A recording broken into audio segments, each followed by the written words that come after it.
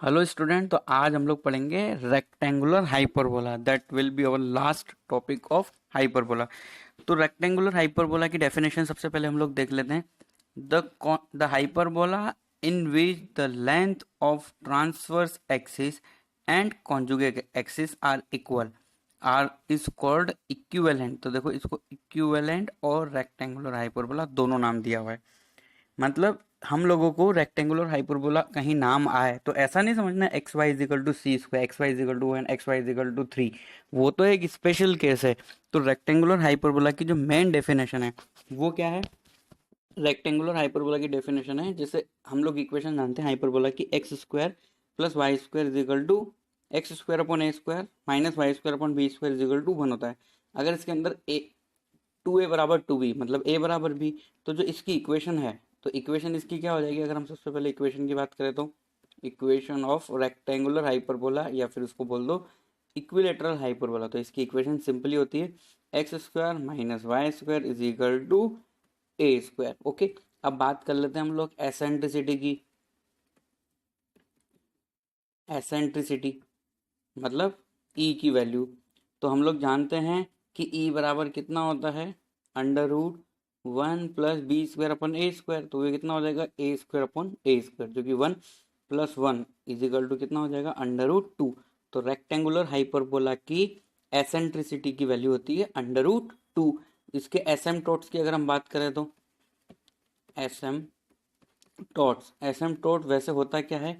y बराबर plus minus B upon ए x. अगर b बराबर a होगा तो सिंपल इक्वेशन क्या आ जाएगी? y बराबर x एंड दूसरी इक्वेशन क्या आ जाएगी? y equal to minus X. और ये दोनों की दोनों इक्वेशन जो है वेल नोन इक्वेशन है, हम लोग इन इक्वेशंस को जानते हैं। ये दोनों की दोनों कितने डिग्री पे होती है? एक्स एक्सिस के साथ 45 डिग्री एंगल पे होती है। ओके, तो सिंपली हम लोगों को दिमाग में रखना है, रेक्टेंगुलर हाइपरबोला कहीं लिखा हो या फिर इक्विलेटरल हाइपरबोला लिखा हो तो इसका मतलब क्या होता है? ए बराबर बी, और उसकी इक्वेशन क्या होती है? X square minus Y square equal to A square.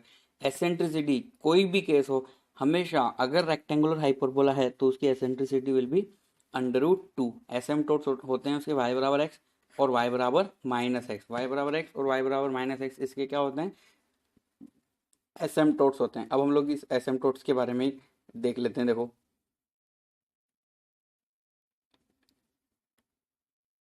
तो देखो यहाँ पे सबसे पहले हम लोग देख लेते हैं कि ये इस दिखता कैसा है ना। तो let's make X and Y axis. तो सबसे पहले हम लोग एक्स और वाई एक्सिस बना देते हैं। अब हम लोग बनाने वाले हैं रेक्टेंगुलर हाइपरबोला। तो रेक्टेंगुलर हाइपरबोला बनाने से पहले हम सिंपल एक हाइपरबोला बनाएंगे और उसको फिर चेंज करेंगे हम लोग रेक्टेंगुलर हाइपरबोला में। तो हाइपरबोला जो हम लोग जानते हैं उसके अंदर ये किस तरीके से दिखता है? नॉर्मली हाइपरबोला जो रहता है वो कैसा रहता है? देखो, थोड़ा कलर चेंज कर देते हैं, इसका रेड में बना देते हैं इस तरीके से। ये तो हो गया हमारा सिंपल हाइपरबोला जो हम लोग जानते हैं, X square upon A square minus Y square upon B square is equal to one. ये कौन सा है? सिंपली जो है हाइपरबोला है। अब यहीं पे अगर हम लोगों को बनाना पड़े इसके लिए एसिम्पटोट, तो इसके एसिम्पटोट्स किस तरीके से होते हैं? ये तो हो गया y बराबर माइनस बी अपॉन ए एक्स, और एक हो जाता है y बराबर बी अपॉन ए इंटू एक्स। ठीक है, अब देखो रेक्टेंगुलर हाइपरबोला हमें सिंपल हाइपरबोला से कन्वर्ट करना है। तो उसके लिए हम लोग क्या कर देते हैं? देखो, उसको थोड़ा सा तुम लोग जैसे देख रहे हो ना डायग्राम को, तो राइट हैंड साइड अपनी गर्दन को ऐसे घुमाओ। तो राइट हैंड साइड गर्दन अगर तुम लोग दिखाओ घुमाओगे तो ये जो है इसको तुम लोग मान लो वाई एक्सिस। क्या मान लो? वाई एक्सिस है ना। राइट हैंड साइड में थोड़ा सा 45 डिग्री पे अपने गर्दन को दुखा के इसको देखो, तो ये वाई एक्सिस और ये वाला जो है इसको एक्स एक्सिस हम लोग मान लेते हैं। तो ये जितना भी जो ये बन रहा है ये वाला, ये हम लोगों को कौन से क्वाड्रेंट में दिखने लगेगा? फर्स्ट क्वाड्रेंट में दिखने लगेगा। और ये वाला जो है ये कौन सा दिखेगा हम लोगों को? थर्ड क्वाड्रेंट में दिखेगा। मतलब हम देखो कर क्या रहे हैं, हम एक्सिस का रोटेशन कर रहे हैं। एक्सिस का रोटेशन एंटी क्लॉकवाइज में, मतलब हम लोग वाई एक्सिस को लेके जा रहे हैं वाई बराबर एक्स के पास, और एक्स एक्सिस को लेकर जा रहे हैं हम लोग वाई बराबर माइनस एक्स के पास। मतलब हम एक्स और वाई एक्सिस का रोटेशन यहाँ पे करने वाले हैं। जैसा अभी हम लोगों ने घूम के देखा है, अब हम लोगों को बार बार घूम के नहीं देखना है। एक्चुअली हम लोग रोटेशन कर रहे हैं एक्स और वाई एक्सिस का। तो एक्स और वाई एक्सिस रोटेट होकर हम लोग कहाँ लेकर जा रहे हैं, एसिम्प्टोट्स पर लेकर जा रहे हैं। और देखो ये y बराबर एक्स और y बराबर माइनस एक्स, ये दोनों की दोनों क्या है, परपेंडिकुलर है, 90 डिग्री है। इसलिए हम लोग x और y एक्सिस को एसिम्प्टोट्स की जगह ले जा सकते हैं, है ना। अब हम लोग देख लेते हैं कि भाई रोटेशन होता कैसे है। तो रोटेशन हम लोगों ने पहले भी देखा था, रोटेशन ऑफ एक्सिस, ठीक है। तो रोटेशन ऑफ एक्सिस में क्या होता है, एक्स डैश में नया कोऑर्डिनेट है, X dash is equal to क्या हो जाता है, X cos theta plus Y sine theta, और Y dash is equal to हम लोग क्या लिख देते हैं, minus X sine theta plus Y cos theta. तो अगर हम इस फॉर्मूले को यूज करके रोटेट करना चाहते हैं तो हम यहाँ पे रोटेशन कर सकते हैं, ओके।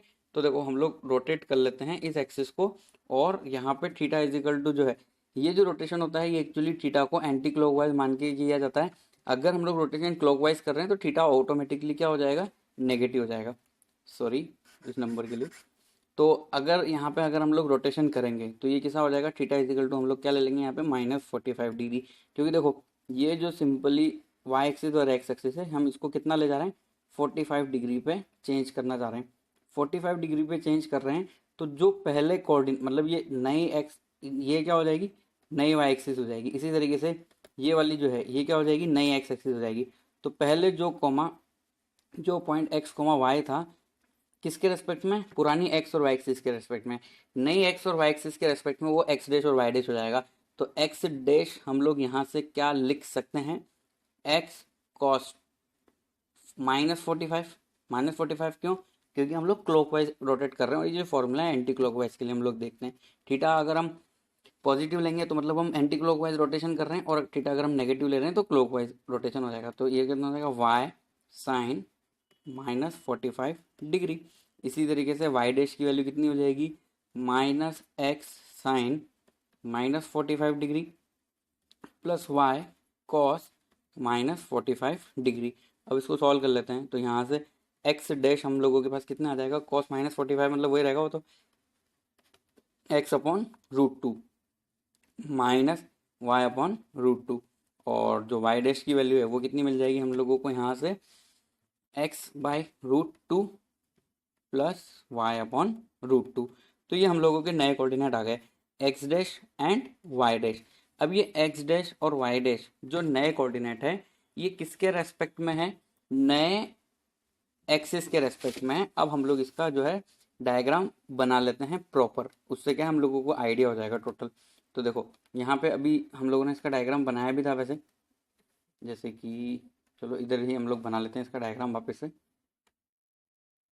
ये रहा, ठीक है। तो यहाँ पे ये देखो ये क्या हो गई हम लोगों की वाई एक्सिस हो गई। इसी तरीके से यहाँ पे जो पहले y बराबर -x लाइन थी वो क्या हो गई, अब x एक्सिस हो गई।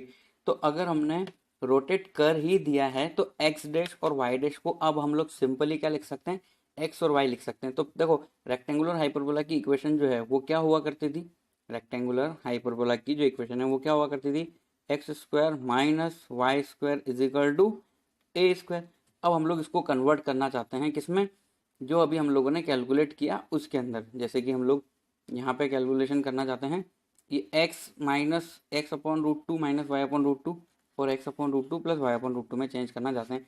तो देखो ये a plus B a minus B का फॉर्मूला लग रहा है। तो देखो इसको ऐसा बनाने के लिए हम क्या कर लेते हैं, 2 से डिवाइड कर लेते हैं दोनों तरफ। तो इसको क्या लिखा जा सकता है, x² upon 2 minus y² upon 2 is equal to a², okay.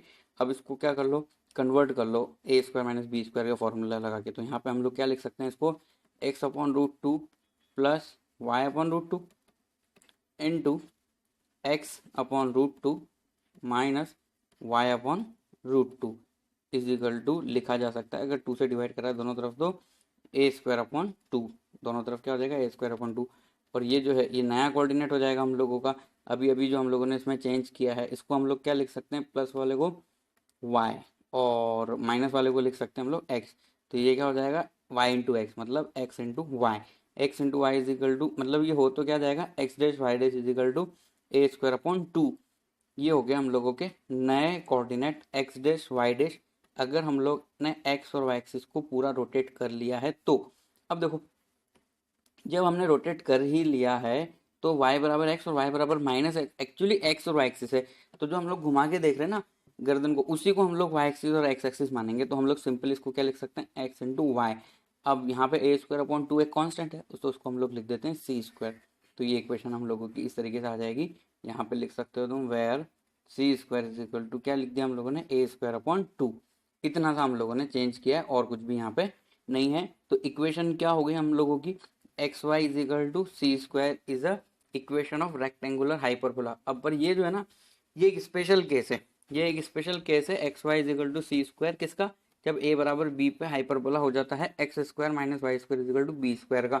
और ये स्पेशल केस कब है, जब यहाँ पे y बराबर x और y बराबर माइनस एक्स पे हम लोग x और y एक्सिस को लेकर चले गए हैं। तो अब देखो x और y एक्सिस जो नए हो गए हैं उसको हम वापस से सीधा कर लेते हैं, x और y एक्सिस बना देते हैं ओरिजिनल। y बराबर x और y बराबर माइनस एक्स को ऐसे उल्टा करके देखने की जरूरत नहीं है। तो सीधा अगर हम लोग देखेंगे तो डायग्राम कैसा दिखेगा, देखो ये है पोजीशन हमारी x और y एक्सिस को पूरी तरीके से रोटेट करने के बाद, है ना, इसको थोड़ा सा इधर ले लेते हैं, ये रोटेट करने के बाद पोजीशन है,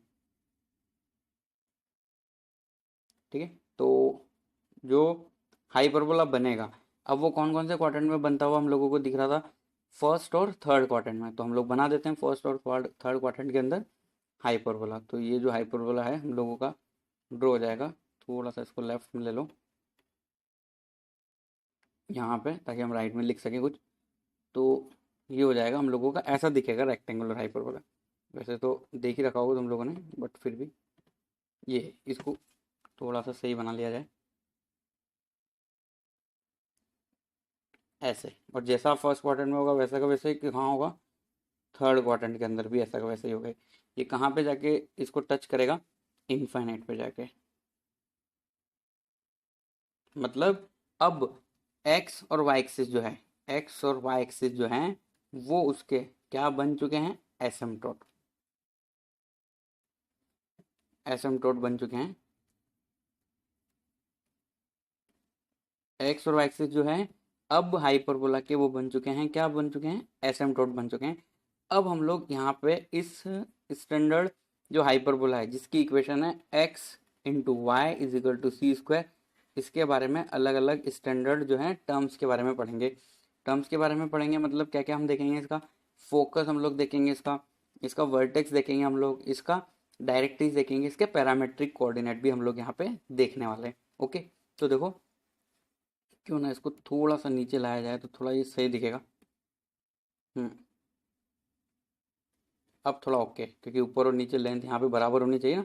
तो देखो अब जो इस कोऑर्डिनेट, ये जो रेक्टेंगुलर हाइपरबोला है, इस रेक्टेंगुलर हाइपरबोला की जो एक्सिस होगी, प्रिंसिपल एक्सिस, प्रिंसिपल एक्सिस मतलब कॉन्जुगेट एक्सिस और ट्रांसवर्स एक्सिस, वो भी हम लोग यहाँ पर ड्रॉ कर लेते हैं। तो सबसे पहले हम लोग क्या बना रहे हैं, ट्रांसवर्स एक्सिस बना रहे हैं इसकी।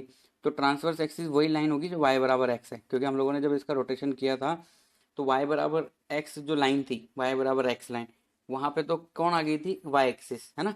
तो अगर हम उस लाइन को ड्रॉ करना चाहें तो लाइन कैसी बनेगी, इस तरीके से लाइन बन जाएगी। और यही जो है इसकी क्या है, ट्रांसवर्स एक्सिस है। तो यहाँ पे हम लोग लिख देते हैं इसके बारे में कि ये कौन सी एक्सिस है, ट्रांसवर्स एक्सिस, ट्रांसवर्स एक्सिस। और इसकी इक्वेशन क्या है, y बराबर एक्स। इसी तरीके से यहाँ पे हम लोग ड्रॉ कर सकते हैं इस तरफ, ये वाली एक्सिस जो है ये कौन सी एक्सिस हो जाएगी, इसकी कॉन्जुगेट एक्सिस। और ये दोनों भी एक दूसरे के क्या हैं, परपेंडिकुलर, y बराबर एक्स और y बराबर माइनस एक्स। ओके, अब equation x Y is equal to C square है ना, किसकी, हाइपरबोला की। अब ये y बराबर एक्स को कहाँ इंटरसेक्ट करती है, तो ये उसके क्या हो जाएंगे, वर्टेक्स हो जाएंगे। तो x बराबर y हम लोग रख सकते हैं x Y is equal to C square के अंदर। तो हम लोगों को नॉर्मली इसके जो है वर्टेक्स मिल जाएंगे। तो सबसे पहले हम लोग लिखना चाहते हैं वर्टेक्स, वर्टेक्स क्या क्या पॉइंट हो जाएंगे इसके, अगर हम नाम देना चाहें यहाँ पे ए और ए डैश, अगर हम नाम देना चाहें इसके, तो ये किस किस का इंटरसेक्टिंग पॉइंट होगा, y बराबर x and x Y is equal to C square का। तो यहाँ पे x is equal to y रख दो, तो y square is equal to कितना हो जाएगा, सी स्क्वायर। तो y बराबर कितना आएगा, प्लस माइनस सी। तो उस अकॉर्डिंग हम लोग वर्टेक्स लिख सकते हैं कितना, plus minus C comma plus minus सी, या तो दोनों एक बार प्लस ले लो या फिर दोनों क्या ले लो, माइनस। मतलब ए पॉइंट तो क्या हो जाएगा, सी कॉमा सी, और ए डैश पॉइंट क्या हो जाएगा, माइनस सी कॉमा माइनस सी। अब हम लोग फाइंड करना चाहते हैं इसका फोकस। तो देखो फोकस हम लोग कैलकुलेट कर सकते हैं। तो फोकस लेट सपोज यहाँ पे कहीं पे होगा इसका फोकस। एक तो नाम ले लेते हैं हम लोग F1 और दूसरा नाम ले लेते हैं हम लोग F2। F1 और F2।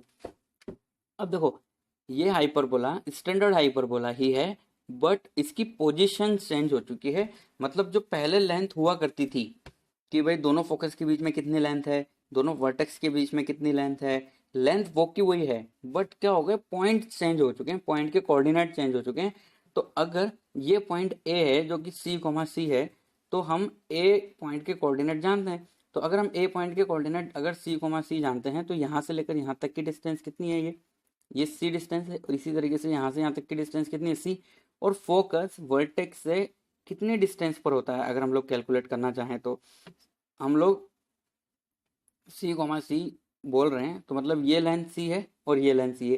तो अगर मैं सेंटर से, जो यहाँ पे सेंटर है ओ से ए की अगर लेंथ फाइंड करना चाहूँ, तो ओ से ए की लेंथ मेरे पास कितनी आएगी, √c² प्लस c²। मतलब हम लोग क्या लिख सकते हैं, यहाँ से ओ से ए तक की लेंथ को √2 इंटू सी लिख सकते हैं हम, ए तक की लेंथ को। अब देखो ओ से ए तक की जितनी लेंथ है उसमें अगर हम √2 मल्टीप्लाई कर देंगे, ई मल्टीप्लाई कर देंगे, तो हमारे पास F1 पॉइंट की डिस्टेंस आ जाएगी ओ से। क्यों? क्योंकि जो फोकस है वो कितनी डिस्टेंस पर होता है सेंटर से, ए ई डिस्टेंस पर। मैं बोल रहा हूँ ना डिस्टेंस तो वही रहेगी, बट हम लोगों के कोऑर्डिनेट चेंज हो जाएंगे। तो मतलब मैं यहाँ से लेकर F तक की डिस्टेंस को लिख सकता हूँ √2 इंटू √c। तो √2 इंटू √c मिलके कितना हो जाएगा, 2c। तो F1 ओरिजिन से कितना डिस्टेंस पर है, 2c पर है। तो अगर हम ये पॉइंट फाइंड करना चाहें x कोऑर्डिनेट और इसका y कोऑर्डिनेट, तो x और y कोऑर्डिनेट हम लोग आराम से फाइंड कर सकते हैं। वो कितना कितना हो जाएगा, अंडर रूट सी तो नहीं, कितना, 2√2c हम लोग लिख सकते हैं इसको। कितना कितना लिख सकते हैं, देखो अगर F1 O से कितना डिस्टेंस पर है, 2c, तो अगर x और y को मैं सिंपली m और m मान लूँ, तो मैं क्या लिख सकता हूँ, √m² plus m² is equal to 2c। अब दोनों तरफ स्क्वायर कर दो, तो यहाँ से हम लोगों के पास m की वैल्यू आ जाएगी। तो मतलब x कोऑर्डिनेट और y कोऑर्डिनेट जो है f डैश का सेम होगा, और वो कितना कितना आ जाएगा हमारे पास, √2c and √2c। Plus minus यहाँ पे लगा देते हैं ताकि दोनों पॉइंट आ जाएंगे। F1 क्या हो जाएगा, √c कॉमा √c, और F2 जो हो जाएगा -√c एंड -√c हो जाएगा। तो ये हम लोगों के क्या निकाल लिया हम लोगों ने, फोकस। अब हम लोग डायरेक्ट्रिस की भी इक्वेशन निकाल लेते हैं। डायरेक्ट्रिस, तो देखो डायरेक्ट्रिस पहले यहाँ पे ड्रॉ करके हम लोग देख लेते हैं कि डायरेक्ट्रिस बनेगी कहाँ। तो डायरेक्ट्रिस यहाँ पे कहीं बननी चाहिए, बीच में, बिल्कुल सेंटर और वर्टिसेस के बीच में। एक तो यहाँ पे बनेगा हम लोगों का, और एक इधर बनेगा। अब हम इसकी क्या निकालना चाहते हैं, इक्वेशन निकालना चाहते हैं। तो देखो इसकी इक्वेशन हम लोग कैलकुलेट कर लेंगे। तो इसके लिए हम लोगों को क्या करना होगा, एक याद है हम लोगों को एक फॉर्म आती थी, normal form, x cos alpha plus y sin alpha is equal to p। ये अल्फा क्या होता था, वो एंगल होता था x एक्सिस के साथ, और जो p है वो क्या होती थी, डिस्टेंस होती थी। तो p डिस्टेंस यहाँ पे कैलकुलेट करी जा सकती है। p जो है वो कितनी होगी, देखो ये पॉइंट के लिए, तो देखो अगर जो है वर्टाइसेस यहाँ से कितना डिस्टेंस पर है, उसका कोऑर्डिनेट है c, वर्टाइस ये है यहाँ पे प्लस माइनस c। ओके, तो ये डिस्टेंस कितनी है हम लोगों की, √2c। तो √2c में √2 को डिवाइड कर दो, तो ये डिस्टेंस कितनी हो जाएगी, c। क्योंकि जो डायरेक्ट्रीज होती है उसकी इक्वेशन क्या होती थी, x इज इक्वल टू ए, वो ए ई ओ सॉरी ए अपॉन ई डिस्टेंस पर होता था सेंटर से। तो p बराबर c आ गया हमारा। और अल्फा के लिए तो कोई दिक्कत ही नहीं है, अल्फा इज इक्वल टू कितना होगा, 45 डिग्री। क्यों? क्योंकि हम लोगों ने देखा हुआ है कि ये जो ट्रांसफर्स एक्सिस है y बराबर x लाइन है, और y बराबर x का स्लोप कितना है, 1, मतलब time alpha is equal to 1। तो अल्फा इज इक्वल टू कितना हो गया, 45। तो इक्वेशन निकालेंगे हम लोग, तो कितनी हो जाएगी, x plus y is equal to plus minus √2c। Plus ले लेंगे तो ऊपर की तरफ आ जाएगी, और माइनस ले लेंगे तो ये वाला हम लोगों को इक्वेशन मिल जाएगा। मतलब इसकी इक्वेशन कितनी हो जाएगी, x plus y is equal to √2c, और दूसरी इक्वेशन हो जाएगी x plus y is equal to minus √2c। ये सब इक्वेशन मैं इसलिए निकाल रहा हूँ ताकि x Y is equal to c² के लिए तुम्हें सब कुछ याद करने की जरूरत ना हो। कभी अगर कुछ प्रॉब्लम हो तो तुम वहाँ पे उसी टाइम पे क्या कर सको, इन सबको कैलकुलेट कर सको। इसी तरीके से हम लोग पैरामेट्रिक इक्वेशन भी देख सकते हैं इसकी, parametric equation of standard rectangular hyperbola x Y is equal to C square. तो एक्स और वाई की सिंपली ऐसी वैल्यू ले लो जो इस इक्वेशन को सेटिस्फाई कर रही हो। जैसे y square is equal to a x parabola के लिए हम लोग 80 स्क्वायर कोमा 280 ले लेते थे, क्योंकि वो इक्वेशन सेटिस्फाई कर रही होती थी। तो यहाँ पे भी हम लोग ले सकते हैं x is equal to c T, और वाई इज इक्वल टू हम लोग ले सकते हैं सी अपॉन टी स्क्वायर। दोनों को मल्टीप्लाई करके देख लो, देखो टी स्क्वायर लेंगे तो एक टी बच जाएगा, तो यहाँ पे सिर्फ क्या ले लो टी। इन दोनों को मल्टीप्लाई कर लो सी टी इंटू सी अपॉन टी को, तो टी से टी कट जाएगा। टी यहाँ पे क्या है, एक नॉन जीरो क्वांटिटी है। तो हम लोगों की जो पैरामेट्रिक इक्वेशन है वो क्या हो जाएगी, c t comma c upon t. ये हम नॉर्मली पैरामेट्रिक पॉइंट लेके देख लेते हैं x Y is equal to C square के अंदर, कोई प्रॉब्लम नहीं है, क्योंकि ये इक्वेशन को क्या कर रहे हैं, सेटिस्फाई कर रहे हैं, है ना। तो ये है हम लोगों का रेक्टेंगुलर हाइपरबोला। वापिस से एक बार अगर देखना चाहते हैं तो देख लेते हैं, देखो इसका डायग्राम के साथ इसको, ये देखो यहाँ पे क्या था, सिंपली हम लोगों की जो ये y बराबर x लाइन थी, पहले क्या था, ये स्टैंडर्ड हाइपरबोला था, ये वाला स्टैंडर्ड हाइपरबोला की ब्रांचेस y बराबर x लाइन, और दूसरी क्या थी, y बराबर माइनस x लाइन थी। अब हम लोग क्या कर रहे हैं, इसमें कुछ चेंजेस करना चाहते हैं। ये जो ब्लू कलर की कोऑर्डिनेट एक्सिस है इसको थोड़ा सा हम लोग रोटेट करना चाहते हैं क्लॉकवाइज 45 डिग्री में। मतलब ये जो y एक्सिस है वो यहाँ पे आ जाएगी, और जो ये x एक्सिस है वो यहाँ पे आ जाएगी। मतलब जो पहले एसिम्प्टोट्स थे वो तो बन जाएंगे कोऑर्डिनेट एक्सिस, और जो कोऑर्डिनेट एक्सिस थे वो क्या बन जाएंगे, एसिम्प्टोट। तो ये हम लोगों का रेक्टेंगुलर हाइपरबोला हो जाएगा, और इक्वेशन थोड़ी सी इसकी जो है वो क्या हो जाएगी, चेंज हो जाएगी। एक और तरीके से हम लोग इसकी इक्वेशन जो है कैलकुलेट कर सकते हैं। तो रेक्टेंगुलर हाइपरबोला निकालने के हमारे पास एक और तरीका है।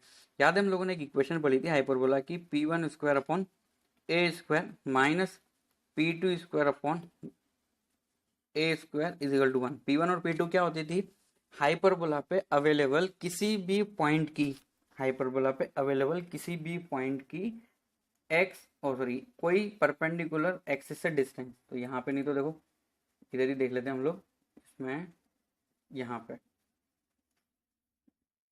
हम लोगों ने इक्वेशन कैलकुलेट करी ना, x y equal to C square, वहीं पे हम लोग देख लेते हैं। देखो एक और तरीका हम लोगों का क्या हो सकता है रेक्टेंगुलर हाइपरबोला कैलकुलेट करने का। तो देखो ये वाई एक्सिस और ये एक्स एक्सिस, ठीक है।